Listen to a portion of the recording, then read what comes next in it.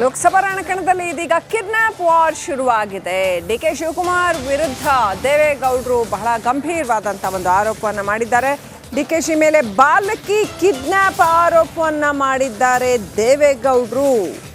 ಗಂಭೀರವಾದಂಥ ಆರೋಪ. ದೊಡ್ಡ ದೊಡ್ಡ ನಾಯಕರುಗಳು ಈ ಥರದ ಒಂದು ಆರೋಪ ಮಾಡಿದಾಗ ಅದಕ್ಕೆ ನಿಜಕ್ಕೂ ಅದು ಸಾಕಷ್ಟು ಗಂಭೀರತೆಯನ್ನು ಪಡ್ಕೊಳ್ಳುತ್ತೆ. ಡಿಕೆಶಿ ಮೇಲೆ ಬಾಲಕಿ ಕಿಡ್ನಾಪ್ ವಿಚಾರವನ್ನು ಹೇಳಿದ್ದಾರೆ ದೊಡ್ಡ ಗೌಡ್ರು. ನನ್ನ ಮುಂದೆ ದಾಖಲೆ ಇದೆ ಅಂತ ವಾಗ್ದಾಳಿ ನಡೆಸಿದ್ದಾರೆ. ಚಿಕ್ಕಮಗಳೂರಿನಲ್ಲಿ ಈ ಮಾತನ್ನ ಹೇಳಿದ್ರು.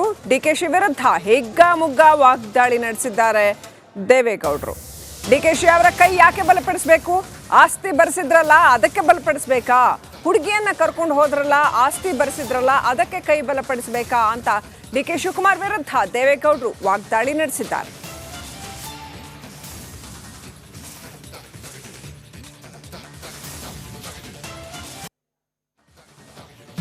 9 ವರ್ಷದ ಹುಡುಗಿನ ತಗೊಂಡೋಗಿ ಆಸ್ತಿ ಬರೆಸಿದ್ರಲ್ಲ, ಸುಪ್ರೀಂ ಕೋರ್ಟಲ್ಲಿ ಕೇಸ್ ಗೆಲ್ತಾರೆ. ಇವರಿಗೆ ಮುಖಭಂಗ ಆಗುತ್ತೆ. ಡಿ ಕೆ ಶಿವಕುಮಾರ್ಗೆ 9 ವರ್ಷದ ಮಗು ತಗೊಂಡೋಗಿ ಗಂಗಮ್ಮ ತಿಮ್ಮಯ್ಯ ಅದ ಪಕ್ಕದ ಮನೆಯಲ್ಲಿ ಆ ಮಗುವಿನ ಕಣ್ಣಿಗೆ ಕಟ್ಟಿ 9 ಇಡ್ತಾರೆ.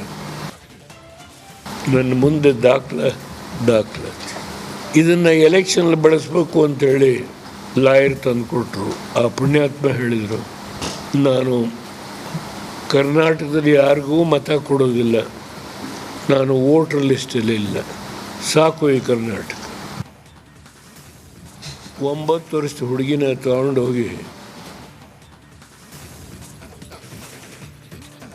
HDK ಮತ್ತು ಡಿಕೆಶಿ ನಡುವೆ ವಾರ್ ನಡೆದಿದ್ದನ್ನು ನೋಡಿದ್ವಿ. ಈಗ ನೇರವಾಗಿ ಅಖಾಡಕ್ಕೆ ದೊಡ್ಡ ಗೌಡರು ಇಳಿದಿದ್ದಾರೆ.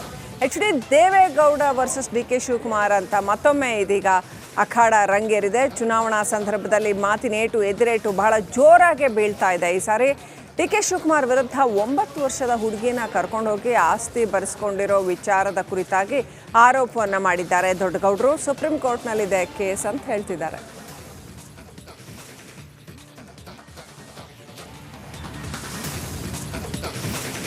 ದೇವೇಗೌಡರು ಹಾಗೂ ಡಿ ಕೆ ಶಿವಕುಮಾರ್ ಮಾತಿನ ಸಮರ ಜೋರಾಗಿ ಮುಂದುವರಿತಾ ಇದೆ. ಹಾಗೇನೆ ದೇವೇಗೌಡರ ಮಾತಿನ ಏಟಿಗೆ DCM ತಿರುಗೇಟು ಕೊಟ್ಟಿದ್ದಾರೆ. ಮಾಜಿ ಪ್ರಧಾನಿ ದೇವೇಗೌಡರ ಹೇಳಿಕೆ ಚಿಲ್ಲರೆ ಹೇಳಿಕೆ ಅಂತ ಹೇಳಿದ್ದಾರೆ. ಆಸ್ತಿ ಬರೆಸ್ಕೊಂಡಿದ್ದ ದಾಖಲೆ ಇದ್ರೆ ಬಿಡುಗಡೆ ಮಾಡಲಿ ಅಂತ ಕೂಡ ಡಿ ಕೆ ಶಿವಕುಮಾರ್ ಸವಾಲು ಹಾಕಿದ್ದಾರೆ. ವಿಧಾನಸಭಾ ವೇದಿಕೆಯಲ್ಲೇ ಚರ್ಚೆಗೆ ಬರಲಿ ಅಂತ ದೇವೇಗೌಡಗೆ DCM D K Shivakumar challenge ಹಾಕಿದ್ದಾರೆ.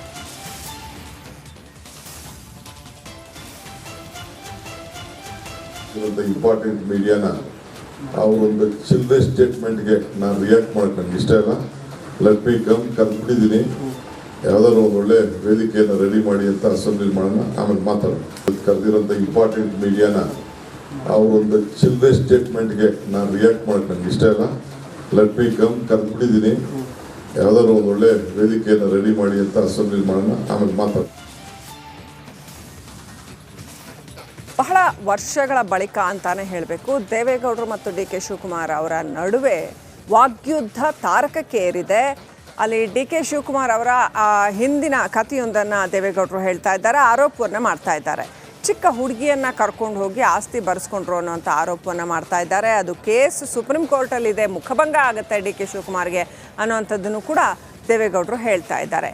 ಡಿ ಕೆ ಶಿವಕುಮಾರ್ ಹೇಳ್ತಾ ಇದ್ದಾರೆ, ಅದು ಹೇಳಿಕೆ ಚಿಲ್ಲರೆ ಹೇಳಿಕೆ, ನಾನೇನಾದರೂ ಹಾಗೆಲ್ಲ ಆಸ್ತಿ ಬರೆಸಿಕೊಂಡ ದಾಖಲೆ ಇದ್ದರೆ ಬಿಡುಗಡೆ ಮಾಡಲಿ ಅಂತ, ವಿಧಾನಸಭೆಯ ವೇದಿಕೆಯಲ್ಲೇ ಚರ್ಚೆಗೆ ಬರಲಿ ಅಂತ ಡಿ ಕೆ ಶಿವಕುಮಾರ್ ದೇವೇಗೌಡರಿಗೆ ಚಾಲೆಂಜ್ ಹಾಕ್ತಾ ಇದ್ದಾರೆ. ಏನಿದು ಚಾಲೆಂಜು ಅನ್ನೋದು ಇನ್ನಷ್ಟೇ ವಿವರವಾಗಿದ್ದರೆ ಡೀಟೇಲ್ಸ್ ಏನು ಅನ್ನೋದು ಗೊತ್ತಾಗಬೇಕಾಗಿದೆ.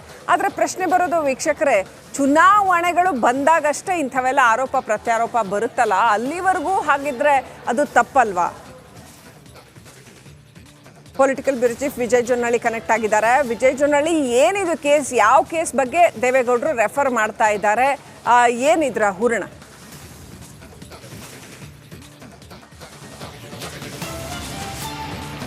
ಲಕ್ಷ್ಮಿ, ಲೋಕಸಭಾ ಚುನಾವಣೆ ಏನು ಮತದಾನ ಸಮೀಪ ಆಗ್ತಿದ್ದ ಬೆನ್ನಲ್ಲೇ ಕಾಂಗ್ರೆಸ್ ವರ್ಸಸ್ BJP JDS ಅನ್ನೋದಕ್ಕಿಂತ ಹೆಚ್ಚಾಗಿ ಮಾಜಿ CM ಕುಮಾರಸ್ವಾಮಿ ಮತ್ತು DK ಶಿವಕುಮಾರ್ ನಡುವಿನ ವಾಕ್ಸಮರಕ್ಕೆ ಕಾರಣ ಆಗಿರುವಂಥದ್ದು.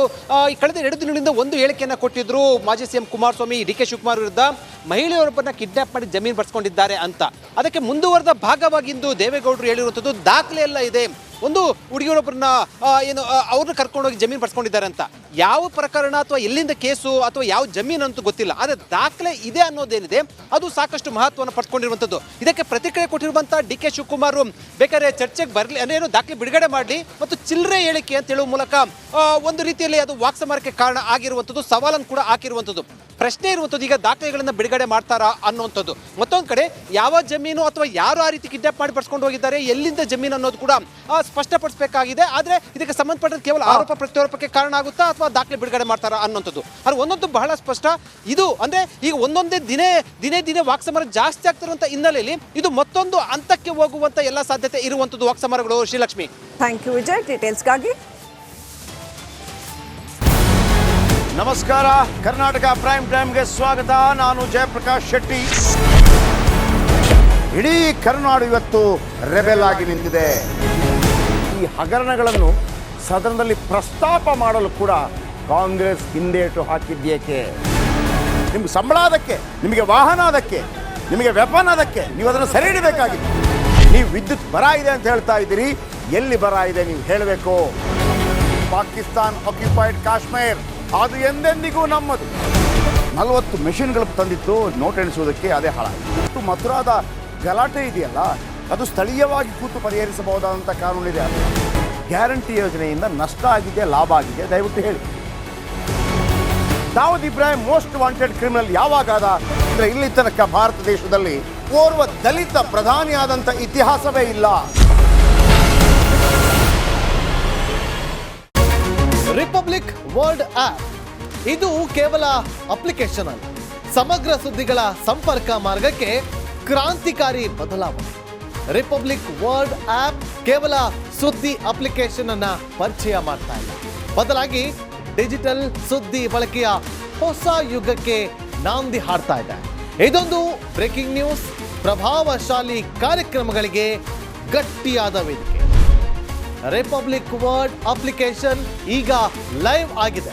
ಗೂಗಲ್ ಪ್ಲೇ ಸ್ಟೋರ್ ಮತ್ತು ಆಪಲ್ ಆಪ್ ಸ್ಟೋರ್ ಎರಡರಲ್ಲೂ ಲಭ್ಯವಿದೆ. ಈಗಲೇ ಡೌನ್ಲೋಡ್ ಮಾಡಿ.